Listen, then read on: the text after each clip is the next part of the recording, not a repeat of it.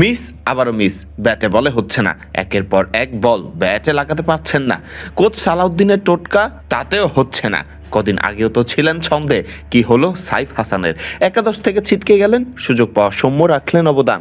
সব মিলিয়ে সময়টা ভালো যাচ্ছে না সাইফ হাসানের।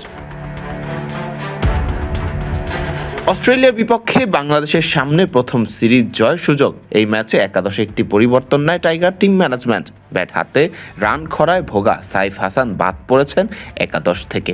একাদশে ফেরানো হয়েছে সৌম্য সরকারকে। সেই ম্যাচে সৌম্য 47 বলে 42 রান করে দলের জন্য রাখেন গুরুত্বপূর্ণ অবদান। ম্যানেজমেন্ট আপাতত সৌম্যর উপর ভরসা রাখছে, তা নিশ্চিত বলাই যাচ্ছে। তৃতীয় ম্যাচে সাইফের একাদশে থাকার কোনো সম্ভাবনাই নেই। আজ অনুশীলনেও সাইফকে খুব একটা স্বাভাবিক মনে হয়নি। দীর্ঘ সময় অনুশীলন করেছেন, ব্যাটিং নিয়ে কাজ করেছেন কোচ সালাউদ্দিনের সঙ্গে।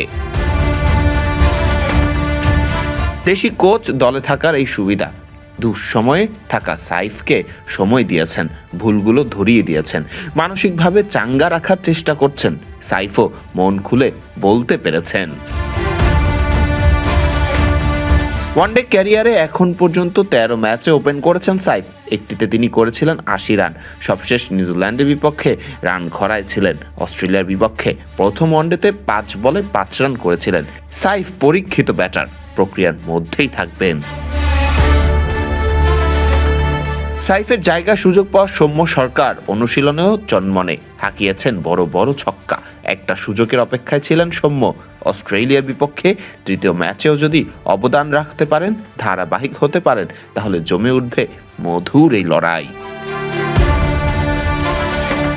অন্যদিকে তানজিদ তামিমের উপর ওপেনিংয়ে আস্থা রাখবে টিম ম্যানেজমেন্ট। যদি তানজিদ ধারাবাহিক না হতে পারেন, সেক্ষেত্রে আবার সুযোগ মিলতে পারে সাইফ হাসানের।